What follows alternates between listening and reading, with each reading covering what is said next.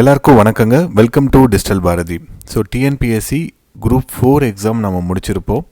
ஒரு சிலர் நல்லா எழுதியிருப்போம், ஒரு சிலர் நல்லா எழுதாமல் இருந்திருப்போம். நமக்கு தமிழ்நாடு கவர்மெண்ட்டே அடுத்த ஒரு வாய்ப்பு கொடுத்துருக்கு. டிஎன்பிஎஸ்சி குரூப் 2A எக்ஸாம் வச்சு ஸோ கிட்டத்தட்ட ஒரு 3000 வேக்கன்சிக்கு அந்த கால்ஃபார் அப்படின்றது வருதுங்க. ஸோ இது ஒரு நல்ல ஆப்பர்ச்சுனிட்டி. நிறைய பேர் கால் பண்ணுறீங்க, சார் நான் நல்லா பண்ணேன், 164 வருது, 163 வருது, நான் ரொம்ப நாளாக படித்தேன், 3 வருஷமாக படித்தேன், 4 வருஷமாக படித்தேன் அப்படின்ட்டு. ஸோ நம்ம எல்லாருமே ஏதாவது ஒரு இடத்துல தப்பு பண்ணியிருப்போம். ஸோ அது என்ன தப்பு அப்படின்றத நம்ம கண்டுபிடிக்கணும். கண்டுபிடிச்சா மட்டும்தான் நம்மளால் அடுத்த லெவலுக்கு போக முடியும். ஸோ நம்மளுடைய தப்பை நம்ம கண்டுபிடிக்கிறது தான் இருக்கிறதுலே ரொம்ப கஷ்டம். நம்ம செய்கிற எல்லாமே சரி அப்படின்றதுனால தான் அதை நம்ம செய்கிறோம். இப்போ இந்த எக்ஸாமில் நம்ம எதனால் மார்க் கம்மியாகுது, எதனால் நம்ம ஃபெயில் ஆகிறோம் அப்படின்றத நல்லா நீங்கள் யோசிச்சு பாருங்கள். ஸோ நான் ஜென்ரலைஸ்டாக ஒரு 3-4 காரணங்கள் சொல்கிறேன். அதில் ஏதாவது ஒரு காரணமாக இருக்கா அப்படின்றத பாருங்கள். ஸோ இந்த டெஸ்ட் பேட்ச் பற்றியான அனௌன்ஸ்மெண்ட் முன்னாடி ஜென்ரலாக நிறைய பேர் டீமோட்டிவேட் ஆகியிருக்கீங்க, அடுத்த லெவலுக்கு கொண்டு வரணும். ஸோ அதற்காக இந்த வார்த்தைகள். எனக்கு திருக்குறள்லாம் எதுவும் சொல்ல தெரியாதுங்க, சரிங்களா? அதே மாதிரி உங்களுக்கு ஃபால்ஸ் ஹோப் எதுவும் தர முடியாது. ஸோ நான் இந்த ஒரு 15 வருஷத்தில் நான் நிறைய இடத்துல இது மாதிரி தோற்று நின்றுருக்கேன். ஸோ நான் என்ன ஃபீல் பண்ணணும் அதை நான் உங்களுக்கு சொல்கிறேங்க. ஓகே, ஸோ என்னென்னா இப்போ நம்மளுடைய ஃபுல் சிலபஸை நிறைய பேர் படிக்காமல் இருப்பீங்க. ஏதாவது ஒரு பாட்டை விட்டுருப்பீங்க, சயின்ஸை விட்டுருப்பீங்க, அப்படி இல்லைனா ஏன்ஷியன் ஹிஸ்ட்ரி, மிடிவல் ஹிஸ்ட்ரி. நானே ஏன்ஷியன் ஹிஸ்ட்ரி, மிடிவல் ஹிஸ்ட்ரியெல்லாம் எப்பயுமே படிக்க மாட்டேங்க. ஸோ சும்மா ஜென்ரலாக கடைசியில் போகிற நேரத்தில் கையில் இருக்க நோட்ஸை மட்டும் பார்த்துட்டு போவேன். ஸோ அது மாதிரி நம்ம பண்ணோம் அப்படின்னா ஏதாவது ஒரு இடத்துல கண்டிப்பாக அது ரிஃப்ளெக்ட் ஆகும் நம்மளோட ரிசல்ட்டில். ஸோ ஃபுல் சிலபஸை எப்பயுமே படிங்க, அதுதான் ரொம்ப முக்கியம். நிறைய பேர் இந்த கடைசி 1 மாதம் 2 மாதம் மட்டும் படிக்கிறீங்க. நீங்கள் அதுக்கு முன்னாடி படிச்சிருப்பீங்க, 2 வருஷம் முன்னாடி எக்ஸாம் வந்திருக்கும், அப்போ படிச்சிருப்பீங்க. அதுக்கு ஒரு 2 வருஷம் முன்னாடி எக்ஸாம் வந்திருக்கும், அப்போ படிச்சிருப்பீங்க. ஆனால் ஊரில் இருக்கிற எல்லாரும் சொல்லுவாங்க நீங்கள் 6 வருஷமாக படிச்சுட்ருக்கீங்க. நான் ஆக்சுவலாக நீங்கள் படித்தது 6 மாதம்தான். ஸோ என்னென்னா அவங்க சொல்கிற வார்த்தைக்கு தகுந்த மாதிரி 6 வருஷம் 3 வருஷம் 4 வருஷம் அப்படின்னு கண்டினியூஸாக படிச்சிங்கன்னா கண்டிப்பாக இந்த எக்ஸாமில் நீங்கள் பாஸ் பண்ணிடுவீங்க. கன்சிஸ்டன்சி மட்டும்தான் இந்த எக்ஸாமில் பாஸ் பண்ண வைக்குங்க, வேறு எதுவுமே பாஸ் பண்ண வைக்காது. நீங்கள் பெரிய புத்திசாலியாக இருக்கணும் அப்படின்ற ஒரு அவசியமும் கிடையாத ஒரே எக்ஸாம் இந்த டிஎன்பிஎஸ்சி எக்ஸாம் தான். ஓகே, அதுக்கப்புறம் அண்டர்ஸ்டாண்டிங், சரிங்களா? இப்போ இருக்கக்கூடிய கேள்விகள் பொதுவாக நம்மளுடைய அண்டர்ஸ்டாண்டிங்கை அவங்க செக் பண்ணுறாங்க. ஒரு டாப்பிக்கை நீங்கள் புரிஞ்சு படிக்கிறீங்களா அப்படின்றது தான் ரொம்ப முக்கியம். தமிழில் கூட பாருங்கள், அவ்வளோ எளிமையான கேள்வி, ஆனால் நம்ம புரியாதனால ஈஸியாக தப்பு பண்ணுறதுக்கு வாய்ப்பு இருக்கிற மாதிரியான கேள்விகள் கேட்குறாங்க. நம்ம குரூப் 4க்கு இது மாதிரி இருக்குது அப்படின்னா குரூப் 2ல் உங்களுக்கு ஒரு டெக்ஸ்ட் புக்கில் இருந்து வரக்கூடிய கொஸ்டின் அப்படின்னு பார்த்தீங்கன்னா ஜிஎஸ்ஸை பொறுத்த வரைக்கும் ஒரு 75 கொஸ்டினில் ஒரு 5 கொஸ்டின்லேருந்து 10 கொஸ்டின் வரைக்கும் வரும். மற்றது எல்லாமே வெளியிலேருந்து தான் வருங்க. ஸோ அதனால் ரொம்ப கவனமாக நம்ம டாப்பிக்கை அண்டர்ஸ்டாண்ட் பண்ணிக்கணும். இப்போ என்னென்னா, இப்போ ஃபண்டமெண்டல் ரைட்ஸ் பற்றி ஒரு புரிதல் உங்களுக்கு இருந்தது அப்படின்னா அதை வச்சு நீங்கள் எந்த கொஸ்டினுக்கும் ஆன்சர் பண்ணலாம். நீங்கள் ஸ்கூல் புக்கில் இருந்து வெளியே வந்தால் கூட ஆன்சர் பண்ணலாம். ஸ்கூல் புக் ரொம்ப முக்கியம், சரிங்களா? ஸ்கூல் புக்கில் புரிஞ்சு படிங்க. ஸோ நிறைய பேர் என்ன பண்ணுறாங்க, ஃபேக்டாக உங்களுக்கு சொல்லிடுறாங்க. ஃபேக்டை நம்ம படிப்போம், படித்தது கண்டிப்பாக மறக்கும். ஒரு நாள் இல்லைனாலும் ஒரு நாள் மறக்கும். நம்ம ஒரே சப்ஜெக்ட் மட்டும் படிக்க போகிறது கிடையாது. அடுத்த நாள் சயின்ஸ் படிப்போம், அதுக்கு அடுத்த நாள் ஜியாகிரஃபி படிப்போம். ஸோ அப்போ ஜியாகிரஃபி படிக்கிறப்ப சயின்ஸ் மறந்துடும். ஸோ இது மாதிரி எல்லாமே நம்மளுடைய மெமரியிலேருந்து போய்கிட்டே தான் இருக்கும். அந்த பயிற்சி நம்ம தொடர்ச்சியாக செஞ்சுட்டு இருந்தால் மட்டும்தான் நம்மளுடைய மெமரியில் அது ஸ்டோர் ஆகும். ஸோ அதனால் முடிஞ்ச வரைக்கும் புரிஞ்சு படிங்க. எக்கனாமி, பாலிட்டி, அதுக்கப்புறம் ஜியாகிரஃபி, இதெல்லாம் நீங்கள் அண்டர்ஸ்டாண்ட் பண்ணி படித்தாவே உங்களுக்கு அந்த கான்செப்ட் ஞாபகம் வந்தாவே உங்களால் ஈஸியாக ஆன்சர் பண்ணுற மாதிரி இருக்கும். ஹிஸ்ட்ரியில் மட்டும்தான் கொஞ்சம் இயர் அது மாதிரிலாம் கேட்பாங்க. மற்றபடி ஓரளவு அண்டர்ஸ்டாண்டிங்கோடு படிக்க பாருங்கள். கண்டிப்பாக உங்களுக்கு அடுத்த லெவலுக்கு நீங்கள் போகிறதுக்கு வாய்ப்பாக இருக்கும். ஸோ அடுத்தது பார்த்தீங்க அப்படின்னா ப்ராப்பராக ரிவிஷன் பண்ணியிருக்க மாட்டீங்க. அது 3வது மிக முக்கியமான காரணம். என்னென்னா, நம்ம படித்த விஷயத்த நான் எப்படி பண்ணுவேன் அப்படின்னா, நாங்கள் படிக்கிறப்ப எனக்கு நான் காலேஜ் 4 வருஷம் சுத்தமாக எதுவுமே படிக்கலை. அதனால் ஸ்கூலுக்கு அப்புறம் ஐடியில் ஒரு 6 வருஷம் இருந்தனால 10 வருஷம் கேப் ஆகிடுச்சு. அப்புறமா தான் நான் படிக்க ஆரம்பிச்சேங்க. 10 வருஷம் ஒரு தொடர்புமே இல்லை படிப்புக்கும் எனக்கும். ஸோ அப்புறம் திரும்பி படிக்க ஆரம்பிக்கிறப்ப எல்லாமே மறந்து போச்சு. என்னென்னமோலாம் ட்ரை பண்ணோம். நாங்கள் மெமரி கிளாஸ்லாம் போனோம், மெடிடேஷன் பண்ணது, எல்லா விதத்துலேயும் எல்லாமே ட்ரை பண்ணி ஸோ கடைசியாக என்ன ஃபைண்டிங் வந்தது அப்படின்னா, நம்ம படிக்கிறத கரெக்டாக ஒரு சீக்வன்ஷியலாக ஒரு நாள் 2 நாள் 3 நாள் அப்படின்ட்டு அதை அப்பப்போ எடுத்து ரிவைஸ் பண்ணிட்டு இருந்தீங்க அப்படின்னாவே போதும். கண்டிப்பாக உங்களுக்கு அந்த மெமரி ஒரு பெர்மனன்ட் மெமரியாகவே போய் சேர்ந்துடும். ஸோ ஒரு டைம் நீங்கள் பாலிட்டி புக்கை படிப்பீங்க, ஒரே ஒரு டைம் மட்டும் ரிவிஷன் பண்ணுவீங்க, அது நமக்கு வேலைக்காகாது. அங்கே போய் அதனால தான் 2 ஆப்ஷனை எலிமினேட் பண்ண முடியும், 2 ஆப்ஷனை எலிமினேட் பண்ண முடியாது. நீங்கள் ஒரு 3வது 4வது டைம் அதை ரிவிஷன் பண்ணீங்க அப்படின்னா அந்த எலிமினேஷன் பிரச்சனையே உங்களுக்கு வராது. ஸோ இது வந்து நான் ஒரு புக்கையும் இப்போ இந்தியன் பாலிட்டி அப்படின்னா ஒரு குரூப் 1 மெயின்ஸ்க்கு ஃபுல்லுமே இந்தியன் பாலிட்டி மட்டுமே படித்தேன், சரிங்களா. ஒரு 3 மாதம் 4 மாதம். இந்தியன் எக்கானமியில் ஒரு வருஷம் ஃபுல்லுமே அகாடமியில் அப்போ பெய்டு சப்ஸ்கிரைபராக இருந்து அங்கே இருக்கக்கூடிய சுர்பி அகர்வால் அப்படின்னு ஒருத்தவங்க ரொம்ப எக்ஸலண்ட்டாக டீச் பண்ணுவாங்க. ஸோ அவங்களுடைய கிளாஸ் எல்லாத்தையுமே நம்ம அட்டன் பண்ணுவோம். ஸோ அது மாதிரி என்னென்னா நீங்கள் படிக்கிறத அப்பப்போ படித்த விஷயத்தை அண்டர்ஸ்டாண்ட் பண்ணி படித்த விஷயத்தை ரிவிஷன் பண்ணிகிட்டு இருந்தீங்க அப்படின்னா உங்களோட பெர்மனன்ட் மெமரியிலே அது ஸ்டோர் ஆகிடும்.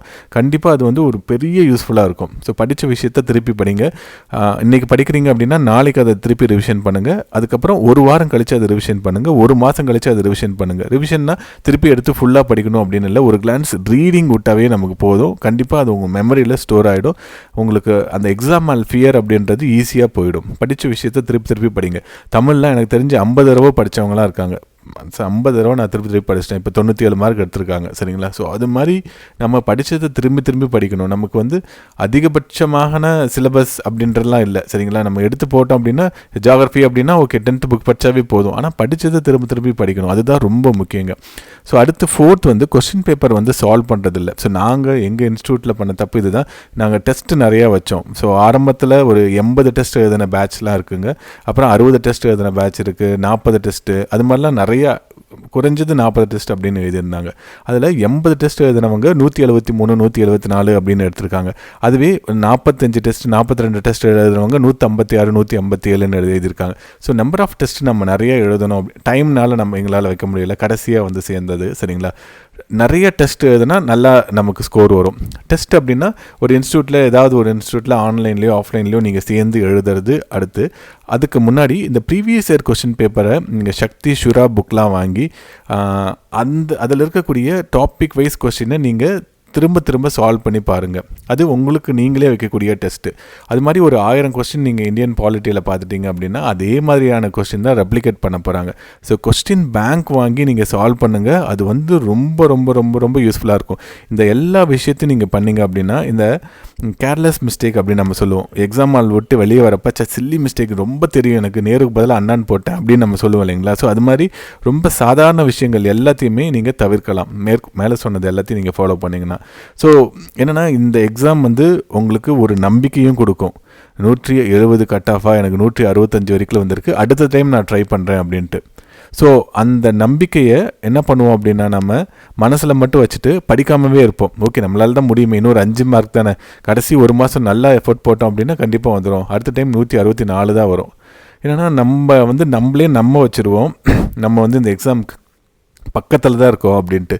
ஆனால் ஒரு டைமும் நீங்கள் ஆரம்பத்துலேருந்து ஆரம்பிங்க, 0லேருந்து ஆரம்பிங்க, 6வது புக்கிலேருந்து ஆரம்பிங்க. கண்டிப்பாக இந்த எக்ஸாமில் பாஸ் பண்ணிடலாம். ஓகேங்க. ஸோ இது வந்து டெஸ்ட்டு பேட்சுக்கான அனௌன்ஸ்மெண்ட். ஸோ நம்ம முன்னாடியே போட்டிருந்தோம். இந்த ஷெட்யூல் போகிறதுக்கு மண்டேலாம் பிஞ்சிருச்சுங்க, சரிங்களா. அதாவது என்னென்னா இந்த வின்னர் படத்தில் வடிவேலை பார்த்து சொல்லுவாங்க இல்லைங்களா, அதாவது அடி கொடுக்க போன கைப்புலி எப்படி இருந்தால் அடி வாங்கினவன் எப்படி இருப்பான், அது மாதிரி தான் இருந்தது. நானே ஒரு நாள் ஃபுல்லாக என்னென்னா எப்படி இருக்கக்கூடிய இந்த 100 நாளில் எப்படி இதை வந்து பேலன்ஸ் பண்ணுறது அப்படின்றது தெரிலைங்க. ஸோ இதுக்கு முன்னாடி நிறைய டெஸ்ட் பேட்ச் எல்லாமே நடத்திருக்கோம். ஆனால் இந்த நாளுக்குள்ளே இப்போ குரூப் 1 கூட முன்னாடி போட்டிருந்தோம் 30 டெஸ்ட்டு, ஆல்மோஸ்ட் ஒரு 21 டெஸ்ட்டு முடிஞ்சிருச்சு, மீதி ஒரு 10 டெஸ்ட்டாக இருக்குது. ஸோ அவங்களுக்கு வீக்லி ட்வைஸ் அப்படின்னு பண்ணோம், ரொம்ப ஸ்மூத்தாக ஒன்றும் பிரச்சனையே இல்லாமல் போயிடுச்சு. ஆனால் இதில் வந்து நமக்கு ஜென்ரல் தமிழ் ஜென்ரல் இங்கிலீஷும் இருக்கிறதுனால ரொம்ப சிரமமாக இருந்தது.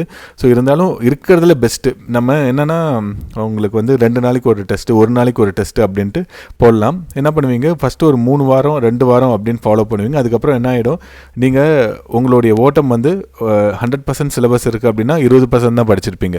ஸோ அவுட்புட் வந்து நமக்கு ஒரு 30-40% வரும். அப்போ என்ன ஆகிடும், உங்களுக்கு வந்து டீமோட்டிவேட் ஆகி அப்படியே வெளியே போயிடுவீங்க. ஸோ நமக்கு படிக்கிறதுக்கான நேரம் இருக்கணும். இந்த டெஸ்ட்டு எல்லாமே நீங்கள் ஏற்கனவே படிச்சிருக்கீங்க, குரூப் 4ல் ஓரளவு நல்லா பண்ணியிருக்கீங்க, 170 போட்டிருக்கீங்க, 150 அண்ட் எபோவ் போட்டிருந்தீங்க அப்படின்னா ரொம்ப ஈஸியாக இருக்கும். நீங்கள் ஏற்கனவே ஸ்கூல் புக் படிச்சிருப்பீங்க, ஸ்கூல் புக்கில் இருக்கக்கூடிய தமிழ் படிச்சிருப்பீங்க, ஜென்ரல் இங்கிலீஷ் ஜென்ரல் தமிழ் இதுவும் நிறைய பேர் கேட்குறீங்க. சார் நான் ஜென்ரல் இங்கிலீஷ் தான் நான் யூஸ்வலாக படிப்பேன், இந்த குரூப் 4க்காக ஜென்ரல் தமிழ் எடுத்து படித்தேன், நான் திரும்பவும் வந்து ஜென்ரல் இங்கிலீஷ் படிக்கிறதா ஜென்ரல் தமிழ் படிக்கிறதான்னு கேட்குறீங்க. ஜென்ரல் இங்கிலீஷே படிங்க. ஜென்ரல் தமிழ் வந்து நீங்கள் 95 அண்ட் எபோவ் எடுக்கிறது ரொம்ப சிரமம். ஆனால் ஜென்ரல் இங்கிலீஷில் 95 அண்ட் எபோவ் ஈஸியாக எடுத்துடலாம். உங்களால் ஒரு 3 months கண்டினியூஸாக படித்தாவே போதும். ஸ்கூல் புக்கில் இருக்கக்கூடிய எல்லாத்தையும் ஜென்ரல் இங்கிலீஷ்க்கு படிக்கணும் அப்படின்ற அவசியமே கிடையாதுங்க. அவங்க கொடுத்துருக்க டாபிக் மட்டும் படித்தா போதும். சரிங்களா? ஸோ போயட்ரியில், நம்மளுடைய ப்ரோஸில் எல்லாத்துலேயுமே அவங்க என்ன கொடுத்துருக்காங்களோ அது மட்டும் படித்தா போதும். ஒரே புக்கு படித்து நம்ம குரூப் 4க்கு, குரூப் 2க்கு அதாவது குரூப் 2க்கு நமக்கு ஈஸியாக நம்ம கிளியர் பண்ணிடலாம். அது மாதிரி கிளியர் பண்ணவங்க நிறைய பேர் இருக்கிறாங்கங்க. சரிங்களா? ஸோ ரொம்ப ஈஸி தான். ஜென்ரல் இங்கிலீஷ் ரிலேட்டிவ்லி ரொம்ப ஈஸி. இது வந்து உங்களுடைய மெயின்ஸில் ஸ்கோரிங் மார்க்காகவும் இருக்கும். அதனால் வந்து இப்போதைக்கு மாற்றிட்டு இருக்காதீங்க. ஸோ உத்தமம் நீங்கள் ஜென்ரல் இங்கிலீஷை எடுத்துக்கிறது தான் வந்து உங்களுக்கு நிறைய மார்க்கை எடுத்து தரும். ஓகே, ஸோ இது வந்து பார்த்திங்க அப்படின்னா பாலிட்டிக்கு 2 டெஸ்ட்டு, அதே மாதிரி யூனிட் 8க்கு 2 டெஸ்ட்டுங்க. இது வந்து இங்கிலீஷ் மீடியமில் இருக்குங்க. இது தமிழ் மீடியம்லேயும் நாங்கள் ரெடி பண்ணியிருக்கோம். சரிங்களா? ஸோ அதையும் நான் வந்து முடிஞ்ச வரைக்கும் இன்றைக்கி இல்லைனாலும் நாளைக்கு இந்த வீடியோ டிஸ்கிரிப்ஷனில் நான் ஆட் பண்ணுறேன். ஸோ நீங்கள் பார்த்துக்கோங்க. இல்லைனா நான் வந்து கம்யூனிட்டி இருக்கும், இந்த யூடியூப் கம்யூனிட்டியில் நான் இப்போ இதை போட்டிருக்கேங்க நான். அதே மாதிரி உங்களுக்கு ஜென்ரல் தமிழ் வேர்ஷனும் நான் போடுறேன். அதே மாதிரி இதில் வந்து ஜென்ரல் இங்கிலீஷ்க்கு வந்து நான் டீட்டெயிலாக கொடுக்கல. உங்களுக்கு வந்து ப்ரோஸ் ஒன்று அது மாதிரி தான் கொடுத்துருப்பேன். பார்த்தீங்கன்னா தெரியும். ப்ரோஸு, போயமு, கிராமர் அப்படின்னு 2 டாபிக்ஸ். ஸோ மொத்தம் 21 கிராமரு, போயம் சிலது இருக்கும். சரிங்களா? ஸோ இதில் வந்து எது நம்ம எங்கெங்கேருந்து படிக்கணும் அப்படின்ற விவரமும் அடுத்த வர பிடிஎஃப்பில் நான் டீட்டெயிலாக போடுறேங்க. சரிங்களா? ஓகே, ஸோ இது வந்து பார்த்திங்க அப்படின்னா இங்கிலீஷில் தான் இருக்குது. நான் தமிழ்லையும் அடுத்த வரதில் போடுறேன். அடுத்த வர வீடியோலையும் நான் போடுறேங்க. சரிங்களா? ஆன்லைன் பேட்ச் பற்றி அடுத்த வீடியோவில் நான் போடுறேன். ஸோ இது வந்து உங்களுக்கு வந்து டெஸ்ட் பேட்ச்க்கான மட்டும்தான். ஓகே, டெஸ்ட் பேட்ச்சில் உங்களுக்கு வந்து இப்போ பாலிட்டி அப்படின்னு இருக்குன்னா கான்ஸ்டியூஷன் ஆஃப் இந்தியாவில் ஆரம்பித்து யூனியன் லெஜிஸ்லேச்சர் வரைக்கும் இருக்கும். சரிங்களா? அதாவது நம்ம இந்திய அரசியலமைப்பு எப்படி இயற்றப்பட்டது 1773 ரெகுலேட்டிங் ஆக்டிலேருந்து அப்புறம் மத்திய அரசாங்கம் வரைக்கும், மத்திய அரசுன்னு சொல்லக்கூடாது, ஒன்றிய அரசு வரைக்கும். சரிங்களா? ஸோ அது வந்து உங்களுக்கு வந்து நீங்கள் பேட்ச் சேர்ந்ததுக்கப்புறம் பேட் டு ஸ்டடி அப்படின்றதையும் தருவோம். ஸ்கூல் புக்கில் எதை படிக்கணும், அதே மாதிரி லக்ஷ்மிகாந்த்லேயோ வெங்கடேசன்லேயோ எதை படிக்கணும் அப்படின்ற டீட்டெயிலையும் சொல்லுவோம். பேட் டு ஸ்டடி முடிஞ்ச வரைக்கும் நான் அடுத்த பிடிஎஃப்ல அதையும் போடுறேங்க. ஸோ இது சேரலைனாலும் நீங்கள் பார்க்குற யாராவது ஒருத்தவங்களுக்கு கண்டிப்பாக உதவியாக இருக்கும். ஏன்னா நம்ம இருக்கக்கூடிய டைம் ரொம்ப கம்மியாக இருக்குது. நான் இனிஷியலாக வந்து குரூப் 1 பேட்ச்க்கெலாம் நம்மளுடைய 9th 10th சோஷியல் சயின்ஸு இதெல்லாம் டெஸ்ட்டு வச்சுட்டு அப்புறமா தான் 11th 12th சோஷியல் சயின்ஸ், அதாவது ஹிஸ்ட்ரி, பாலிட்டி, எக்கனாமி இதெல்லாம் டெஸ்ட்டு வச்சுட்டு அப்புறமா தான் நாங்கள் யூனிட் டெஸ்ட்டு அப்படின்றதே போனோம். இப்போ நமக்கு டைம் கம்மியாக இருக்குது. அதுவும் இல்லாமல் நீங்கள் குரூப் 4க்கு ஓரளவு படிச்சிருப்பீங்க. இதுக்கு நீங்கள் படிக்கிறப்பவே ஸ்கூல் புக்கை நீங்கள் ஃபஸ்ட்டு படிச்சிருங்க. சரிங்களா? ஸ்கூல் புக்கு ஃபஸ்ட்டு படித்து முடிச்சுட்டு அதுக்கப்புறம் நம்ம சொல்லக்கூடிய ஸ்டாண்டர்ட் புக்கை படிங்க. ஸ்கூல் புக் பேசிக்ஸ் ஒரு 30-40% வந்து ஸ்கூல் புக் பேஸ்டில் உங்களுக்கு வந்துடும். அண்டர்ஸ்டாண்டிங் இருந்தாவே ஒரு 50% உங்களால் ஆன்சர் பண்ண முடியும். மீதி 50% தான் வெளியிலிருந்து படிக்க போகிறோம். இந்த வேர் டு ஸ்டடி அப்படின்றதையும் நான் அந்த வீடியோ டிஸ்கிரிப்ஷனில் நான் போடுறேங்க. ஏற்கனவே ஒரு யூடியூப் வீடியோவில் நான் போட்டிருப்பேன். நான் அந்த பிடிஎஃபையும் நான் இருந்தால் நான் ஆட் பண்ணுறேன் நான். சரிங்களா? ஸோ அதையும் நீங்கள் பார்த்துக்கோங்க. ஸோ அதுவும் ரொம்ப முக்கியம்.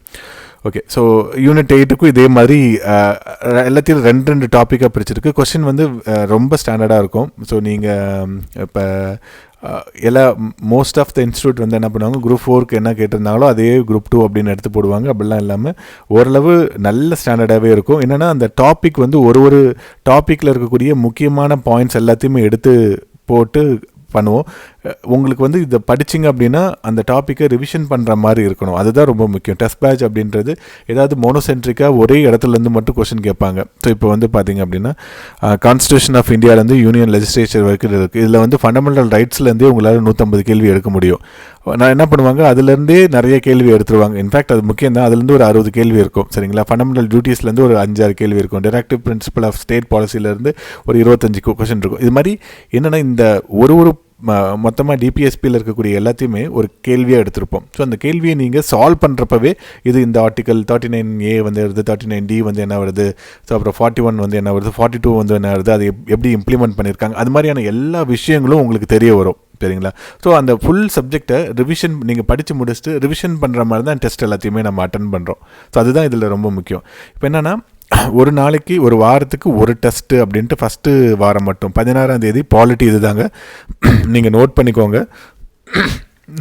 இந்த இதில் டிஸ்கிரிப்ஷனில் இருக்கக்கூடிய கூகுள் ஃபார்ம் நீங்கள் ஃபில் பண்ணிங்க அப்படின்னா உங்களுக்கு வந்து ஒரு குரூப் க்ரியேட் பண்ணுவோம். இல்லை வாட்ஸ்அப்பில் உங்களுடைய மெயில் ஐடி இருக்கும், அதில் மெயில் ஐடியிலையோ இல்லை வாட்ஸ்அப்லேயோ உங்களுக்கு வந்து அனுப்பிடுவாங்க. ஸோ இப்போ வந்து பாலிட்டி 1 இருக்குது.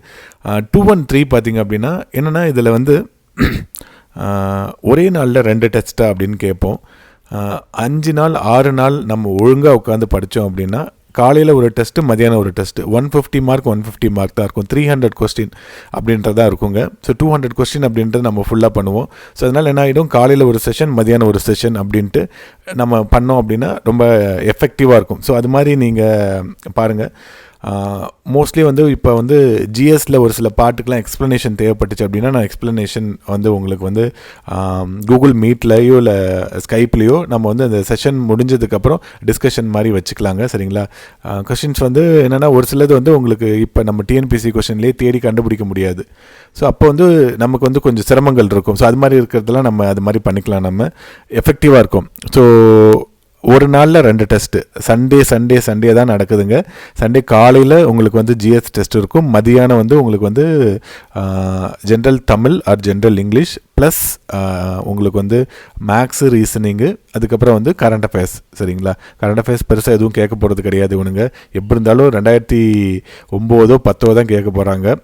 ஆனாலும் அதை நம்ம கவர் பண்ணணும். எல்லாருமே கேட்குறீங்க, சார் கரண்ட் அஃபேர்ஸ் நான் எப்படி தான் படிக்கிறது அப்படின்னு கேட்குறீங்க. கரண்ட் அஃபேர்ஸ்க்கு என்னென்னா நமக்கு ஒரு பொது அறிவு இருந்துட்டாவே நம்மளால் ஓரளவு பண்ண முடியும். சரிங்களா? செம்மொழி எப்போ ஆனது, அதுக்கப்புறம் வந்து ஸோ இது மாதிரி ஞானபீட விருது, இது மாதிரி என்னென்னா ஒரு ஜென்ரலாக ஒரு ஒரு சென்ஸ் இருந்தால், நியூஸ் பேப்பர் ஓரளவு நம்ம படிச்சுட்டு இருந்தால் கண்டிப்பாக நம்மளால் இந்த ஜிஎஸ் பாட்டை அந்த கரண்ட் அஃபேர்ஸ் பகுதியை ஈஸியாக பண்ண முடியும். எப்போ போய் பேப்பர்லாம் படிச்சுட்டு இருக்காதிங்க, வேஸ்ட் ஆஃப் டைம். சரிங்களா? எக்ஸாம் நோட்டிஃபிகேஷன் வந்த உடனே பேப்பர் படிக்கிறத நிப்பாட்டிடணும் பொதுவாக இந்த எக்ஸாம் படிக்கிறவங்க. சரிங்களா? யூபிஎஸ்சி படிக்கிற பசங்கள்லாம் அப்படி தான் பண்ணுவாங்க. ஓகே, ஏன்னா 2 மணி நேரம் படிப்பாங்க அவங்களாம், பேப்பர் படிச்சுட்டே இருக்கலாம். சரிங்களா? ஓகே, இப்போ வந்து 4, 5 அப்படின்ட்டு டெஸ்ட்டு. ஸோ என்னென்னா யூனிட் 8 அண்ட் யூனிட் 9 வந்து ரொம்ப முக்கியமாக இருக்கும். இதில் நம்ம எப்படி வச்சுருக்கோம் அப்படின்னா பாலிட்டி முக்கியம், ஏன்னா அது மெயின்ஸில் இருக்குது. அதே மாதிரி யூனிட் 8 இருக்கக்கூடிய சில பாட்டும், அதே மாதிரி யூனிட் 9 இருக்குது. அதே மாதிரி ஹிஸ்ட்ரி வந்து ஏன்ஷியன்ட் மிடிவல் ஹிஸ்ட்ரி கிடையாது, அதனால் ஒரே ஒரு டெஸ்ட்டாக அதை வச்சுருக்கோம். சயின்ஸும் பார்த்திங்கன்னா சயின்ஸில் வந்து ஃபிசிக்ஸ், கெமிஸ்ட்ரி ஒரு டெஸ்ட்டாகவும், பயாலஜி, என்விரான்மெண்ட்டு ஒரு டெஸ்ட்டாகவும் வச்சுருப்போம். நிறையா தான் இருக்குங்க சிலபஸ்ஸு. சயின்ஸ்லாம் ஸ்கூல் புக் படித்தா மட்டுமே போதும், வேறு எதுவும் படிக்க வேணாம். நம்ம ஒரு டெஸ்ட் அப்பையும் வேர் டு ஸ்டடி அப்படின்றத கொடுப்பாங்க, அது உங்களுக்கு ரொம்ப யூஸ்ஃபுல்லாக இருக்கும். அதை மட்டும் படிச்சுட்டு வந்தாவே போதும். ஜியாகிரஃபி ஒரே ஒரு டெஸ்ட்டு தான். ஜியாகிரஃபி 10th ஸ்கூல் புக் படித்தாவே போதும், அதுக்கு மேலே அதில் ஒன்றும் இல்லை. ஏன்ஷியன்ட் மிடிவலும் ஸ்கூல் புக் படித்தாவே போதும், அதை தாண்டி நம்ம எதுவும் படிக்க தேவையில்லை. 11th 9th 7th அந்த புக்கு படித்தாவே போதுங்க, கவர் ஆகிடும். ஐஎன்எம்லாம் வெளியில் படிக்கணும். வெங்கடேசன் ஷுவர் ஷார்ட்டாக படிக்கணும், அது வந்து நமக்கு வந்து மெயின்ஸில் ரிஃப்ளெக்ட் ஆகும், ரொம்ப முக்கியம். எக்கனாமி அது பெரிய கடல் மாதிரி இருக்கும். சரிங்களா? எக்கனாமி வந்து நல்லா டீச் பண்ணி அதை அண்டர்ஸ்டாண்ட் பண்ணி சொல்லணும். நான் முடிஞ்ச வரைக்கும் எக்கனாமி வந்து என்னென்னா ஒரு டாப்பிக்காக எடுத்து கிளாஸாக போட பார்க்குறேங்க. சரிங்களா? எக்கனாமி என்னோட ரொம்ப ஃபேவரட்டான சப்ஜெக்ட்டு. பாலிட்டி வந்து எல்லாருக்குமே பழக்கமான சப்ஜெக்ட் தான், ஈஸியாகவும் நம்ம பண்ணிடலாம். சரிங்களா? ஸோ இது மாதிரி பாலிட்டியை 2 பாட்டாக படிச்சிருப்போம், ஐஎன்எம் வந்து 2 பாட்டாக படிச்சிருப்போம், சயின்ஸை 2 பாட்டாக படிச்சிருப்போம். ஸோ என்னென்னா ஈக்குவலாக டிஸ்ட்ரிபியூட் ஆச்சு அப்படின்னா உங்களுக்கு மெயின்ஸ் படிக்கிறப்ப ரொம்ப ஈஸியாக இருக்கும். நிறைய பேர் வந்து சார் இப்பயே நான் மெயின்ஸ் படிக்கிறதா அப்படின்னு கேட்குறீங்க. கண்டிப்பாக இப்போவே நீங்கள் ரொம்ப 175 கூட நீங்கள் குரூப் 4ல் போட்டிருக்கலாம். போன டைம் வந்து இன்டர்வியூ வரைக்கும் போயிட்டு உங்களுக்கு வந்து இன்டர்வியூ போஸ்ட் கிடைக்காம ஒரு 2A போஸ்ட் எடுத்துருந்துருக்கலாம், இல்லை கவுன்சிலிங் வரைக்கும் போயிட்டு உங்களுக்கு வந்து கிடைக்காம போயிருந்துருக்கலாம். அப்போ என்ன ஆயிருக்கும், எல்லாருக்குமே இந்த மெயின்ஸ் தான் ரொம்ப முக்கியம், மெயின்ஸ் மார்க்கில் தான் நம்ம ரிஜெக்ட் ஆகிறோம் அப்படின்ட்டு. அதனால் மெயின்ஸ் இப்போ இருந்தே படிக்க ஆரம்பிக்கிறேன்னு சொல்கிறீங்க, கண்டிப்பாக படிக்க ஆரம்பிக்காதீங்க. ப்ரிலிமினரிக்கு நல்லா படிங்க. ப்ரிலிமினரியில் 11 சப்ஜெக்ட் இருக்குது. இன்ஃபேக்ட் தமிழ் வந்து பார்த்திங்கன்னா ஒரு 3-4 சப்ஜெக்ட், ஒரு 14 சப்ஜெக்ட் இருக்குதுன்னு அர்த்தம்.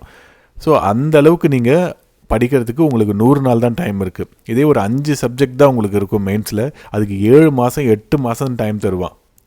இப்போ எங்களாலேயே வந்து பார்த்திங்கன்னா உங்களுக்கு டீச் பண்ணுறது, இந்த நோட்டிஃபிகேஷன் வந்ததுக்கப்புறம் இந்த ப்ரிலிமினரிக்கு அரிபரியாக தான் பண்ண முடியுது. 100 நாள் என்ன பண்ணுறது, அப்படியே மண்டையெல்லாம் குழம்புது. சரிங்களா? ஐயோ அப்படின்ட்டு இருக்குது. ஸோ படிக்கிறவங்களுக்கும் உங்களுக்கும் அப்படி தான் இருக்கும். நீங்கள் ஏற்கனவே படிச்சுட்டு இருந்தீங்கன்னா ஒன்றும் பிரச்சனை இல்லை, இப்போ ரிவிஷன் பண்ணக்கூடிய நேரம் தான். ஆனால் மெயின்ஸ்க்கு அப்படி கிடையாது. உங்களுக்கு மெயின்ஸ் நீங்கள் ப்ரிலிமினரி எக்ஸாம் எழுதி ஒரு 2 மாதம் கழிச்சு ரிசல்ட் வந்து இப்போ புது சிலபஸாக இருக்கிறனால டைம் தருவாங்க. உங்களை சூப்பராக ட்ரெயின் பண்ணிடலாம். 6-7 மாதத்தில் பிரமாதமாக ட்ரெயின் பண்ணிடலாம். அப்போ இப்போயே நான் வந்து நம்ம computer science, computer technology, main frames computer, super computer இதெல்லாம் படிக்க போகிறேன்லாம் ஆரம்பிக்காதீங்க.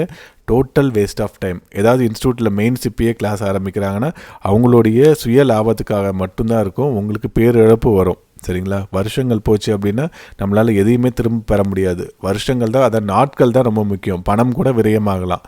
ஸோ நாட்கள் விரயமே ஆகக்கூடாது. சரிங்களா. நம்மளுடைய வயது அவ்வளோ முக்கியம். ஓகேங்க. ஸோ மெயின்ஸ் இப்போதைக்கு தயவு செய்து படிக்கவே படிக்காதீங்க. ப்ரிலிமினரியில் கான்சன்ட்ரேட் பண்ணுங்கள். Preliminary very tough. நீங்கள் குரூப் 4 எக்ஸாம் எழுதிட்டே வந்து இந்த மாங்காய் கணக்கு கேட்டு என்னை மாங்காய் மடையனாக்கிட்டீங்க அப்படின்னு நல்லா சொல்லிகிட்ருக்காங்க. சரிங்களா. அப்போ பார்த்துக்கோங்க குரூப் 2ல் எப்படி இருக்கும். குரூப் 4 வந்து ரொம்ப சிம்பிளான எக்ஸாம். அதாவது 10th படிச்சிருந்தாவே போதும், அந்த எக்ஸாமை எல்லாருமே அப்ரோச் பண்ண முடியும். ஒரு டிகிரி ஸ்டாண்டர்டில் இப்போ கொஸ்டின் பேப்பர் செட் பண்ணுறாங்கன்னா நீங்கள் அந்த எக்ஸாம் எழுதிட்டு வெளியே வரப்போ வந்து தலையெல்லாம் சுற்றிட்டு வெளியே வருவீங்க. ஸோ இது வந்து பாருங்கள், நான் வந்து இந்த குரூப் 2 மெயின்ஸ் எல்லோரும் எழுதிட்டு எல்லாருமே எனக்கு வேலை கிடச்சிடும் அப்படின்னு நீங்கள் சொல்லிட்டு இருந்தீங்க. நான் அப்போவே சொல்லியிருந்தேன், மெயின்ஸ் எவாலுவேஷன் பயங்கரமாக இருக்கும், நீங்கள் எதிர்பார்க்காதெல்லாம் எதிர்பாருங்க அப்படின்னு நான் சொல்லியிருந்தேன். ஆனால் யாருமே அது பெருசாக கேட்கவே இல்லைங்க. பேப்பர் எவாலுவேஷன் முறை நான் இத்தனை ஒரு 10 மெயின்ஸ் என்னோடய பேப்பரை திருத்திருக்காங்க. சரிங்களா. ஆர்டிஐயில் எல்லா பேப்பரையும் நான் வாங்கி பார்த்துருக்கேன். எப்படி திருத்துவாங்க அப்படின்றது எனக்கு தெரியும். ஆனால் இப்போ இருக்கிற முறை ரொம்ப மோசமாக இருக்குது. இப்போ நல்லா எதனா நிறைய பேருக்கு வராமல் போயிடுச்சு. அதே மாதிரி தான் இந்த குரூப் 2லேயும் உங்களுக்கு ரிஃப்ளெக்ட் ஆகும். உங்களுடைய ப்ரிலிமினரியோட பேப்பரே பயங்கரமாக இருக்கும். நம்பர் ஆஃப் பேப்பர் வந்து பார்த்திங்கன்னா உங்களுக்கு வந்து 100 120 அப்படிலாம் இருக்கும். குரூப் 1லலாம் இன்னும் அதிகமாக இருக்கும். ஸோ நீங்கள் இன்னும் கூர்மையாக படிங்க. ஸ்கூல் புக்கை மட்டும் நம்பிட்டு இருக்காதீங்க. எக்ஸ்ட்ரா வெளியில் இருக்கக்கூடிய புத்தகத்தையும் கண்டிப்பாக படிக்க ஆரம்பிங்க. சரிங்களா. மெயின்ஸில் என்னென்ன டாபிக் இருக்கோ அதெல்லாம் நீங்கள் கூடுதல் கவனத்தோடு படிங்க. ஸோ இதுக்கு ஃபீஸாக வந்து பார்த்தீங்க அப்படின்னா இதுக்கப்புறம் வந்து இது இங்கிலீஷ் மீடியத்துலேயும் இதே மாதிரி கொடுத்துருக்குங்க. சரிங்களா. இதில் வந்து நான் போயட்ரியில் என்ன வருது, ப்ரோஸில் என்ன வருது அப்படின்றத நான் அடுத்த டிஸ்கிரிப்ஷனில் தரேங்க நான். சரிங்களா. அதே மாதிரி அது மட்டும்தான் இருக்கும். ஜென்ரல் இங்கிலீஷில் அது மட்டும்தான் இருக்கும். ரீசனிங்கும் அதுக்கப்புறம் இதெல்லாம் கொஞ்சம் நம்ம எக்ஸ்ட்ரா கொடுத்துருக்கோம். ரீசனிங் 1 2 அப்படின்னு கொடுத்துருக்கோம். இதெல்லாம் கொஞ்சம் மெயின்ஸ்க்கு யூஸ்ஃபுல்லாக இருக்கும் அப்படின்றதுனால அந்த டாப்பிக்கை மட்டும் நம்ம கொஞ்சம் எக்ஸஸாக தான் கொடுத்துருக்குங்க. சரிங்களா. ஓகே. ஃபுல் மார்க் டெஸ்ட் இருக்கும். ஸோ 30 டெஸ்ட்டு தான் கவர் பண்ண முடியுது நம்மளால். சரிங்களா. 50 டெஸ்ட்டு வாய்ப்பே இல்லை. 50 டெஸ்ட்டு யாராவது வைக்கிறாங்கன்னு சொன்னாங்கன்னா கண்டிப்பாக உங்களால் வந்து ஒரு 3-4 டெஸ்ட் எழுதிட்டே திருப்பி வந்துடுவீங்க. அந்த அளவு நெருக்கம் அழுத்தம் இருக்கும். ஸோ இது வந்து உங்களுக்கு ரிலாக்ஸ்டாக 5 நாள் படிச்சுட்டு, சரிங்களா, ஒரு நாள் ரிவிஷன் பண்ணிவிட்டு ஒரு நாள் ஃபுல் டே உங்களுக்கு வந்து உட்காந்து எழுதுகிற மாதிரி இருக்கும். நீங்கள் ஆன்லைனில் சேர்றீங்க அப்படின்னா நாங்கள் வந்து உங்களுக்கு வந்து இந்த QR கோடு, அதாவது நம்மளுடைய OMR ஷீட்டை உங்களுக்கு வந்து நாங்கள் அனுப்பிச்சி விட்டுறோங்க. சரிங்களா. ஸோ அதில் நீங்கள் ஷேட் பண்ணி எங்களுக்கு வந்து ஃபோட்டோ காப்பி அனுப்புங்க. உங்களுடைய மார்க்கை கூகுள் ஃபார்மில் என்ட்ரு பண்ணிடலாம். சரிங்களா. உங்களுடைய ரேங்க் அப்படின்றது அந்த ஒரு நாளுக்குள்ளே தெரிஞ்சிடும். ஸோ நிறைய பேர் வந்து ஆர்வத்தில் ஆரம்பத்தில் சேர்றீங்க, அப்புறம் ஏதோ ஒரு விதத்தில் என்ன ஆகிடுது, பின்தங்கி போயிடுறீங்க. ஸோ என்னன்னா ஒரு தடவை நீங்கள் பின் வாங்கிட்டீங்க, நீங்கள் ஒரு மாதம் நல்லா படிச்சுட்டு ஒரு வாரம் படிக்காமல் இருந்தீங்கன்னாவே அந்த ஒரு மாதம் படித்ததே வேஸ்ட் ஆகிடும். இப்போ நம்ம ஷெட்யூல் போகிறப்ப தான் தெரியுது எவ்வளோ வந்து பய உணர்வு அப்படின்றது எங்களுக்கே வருது அப்படின்ட்டு. இந்த 100 நாளில் நம்ம இதை பண்ணணும் அப்படின்றது ரொம்ப பெரிய முயற்சி அப்படின்றது தேவைப்படும். நிறைய பேர் வந்து ஜென்ரல் இங்கிலீஷ் இருக்கிறவங்க இந்த குரூப் 4 எழுதாமல் கூட போயிருப்பீங்க. சரிங்களா. அதனால் படிக்கிறது மெதுவாக தான் இருக்கும். ரொம்ப வேகமாக படிங்க. இருக்கக்கூடிய நாட்கள் மிக குறைவு தான். நமக்கு செப்டம்பர் கடைசியில் வருது அப்படின்றக்கப்ப நாட்கள் ரொம்ப குறைவாக இருக்குங்க. சரிங்களா. ஸோ இது பேமெண்ட் எவ்வளோ அப்படின்றது போட்டிருக்கேன். சரிங்களா, பார்த்துக்கோங்க. புதுசாக சேர்கிற ஆஃப்லைன், சரிங்களா, இன்ஸ்டியூட் வந்து சேலமில் 4 ரோட்ஸில் இருக்குது. அங்கே வந்து நீங்கள் எழுதுறீங்கன்னா 2500ங்க. சரிங்களா. ரொம்ப நாமினலாக தான் இருக்குது. இதுக்கு மேலே குறைக்க முடியலைங்க எங்களால். அதே மாதிரி வந்து ஆன்லைனில் நீங்கள் வந்து எழுதுறீங்க, ஓல்டு ஸ்டூடெண்ட்டாக இருந்தீங்க அப்படின்னா 1500 தாங்க. நார்மலாக மற்றவங்களுக்கு 2000 அப்படின்றது வருங்க. சரிங்களா. நீங்கள் இல்லை நான் நேரில் வந்து எழுதுகிறேன், அந்த எக்ஸாம் ஹாலோடைய ஃபியர் எனக்கு வரணும் அப்படின்னா நீங்கள் நேரில் வந்து கூட எழுதலாம். ஒரு 100 பேர் உட்கார மாதிரி ஹால் இருக்கும். மேப் லிங்க்கு தந்திருக்கேன், நீங்கள் பாருங்கள். பாரதி அகாடமி சேலம் அப்படின்னு போட்டிங்கன்னா கூகுள் மேப்பில் வந்துடுங்க. சரிங்களா. அந்த இந்த ஈரோடு தருமபுரியிலேருந்தெல்லாம் நிறைய பேர் கால் பண்ணியிருந்தீங்க. அவங்களாம் நேரில் வந்து கூட எழுதுங்க. அங்கே கிளாஸ் ரூமில் சில கொஸ்டின்ஸ்லாம் டிஸ்கஸ் பண்ணுவோம். அதெல்லாம் ரொம்ப ஷார்ப்பாக இருக்கும் உங்களுக்கு, ரொம்ப யூஸ்ஃபுல்லாக இருக்கும் உங்களுக்கு. சரிங்களா. ஓகேங்க. ஸோ எங்கிட்டையும் படித்து நிறைய பேர் பாஸ் பண்ணியிருக்காங்க. நம்பி வாங்க. கண்டிப்பாக உறுதியாக ஒரு வேலை அப்படின்றது வாங்கிடலாம். சரிங்களா. அதிகபட்சமான வாய்ப்புகள் இருக்குது. ஸோ வெளியில் இருக்கிறத விட இங்கே வந்து உங்களுக்கு வந்து அந்த உங்களுக்கு சொல்லித்தர விதமாகட்டும், கொஸ்டின் ஆகட்டும் ரொம்ப தரமாகவே இருக்கும். கண்டிப்பாக நாங்கள் போகிற எஃபோர்ட்டுக்கு நீங்களும் கூட வந்தீங்கன்னா கண்டிப்பாக ஒரு வேலை உறுதியாக உங்களுக்கு வந்துருங்க. நன்றி.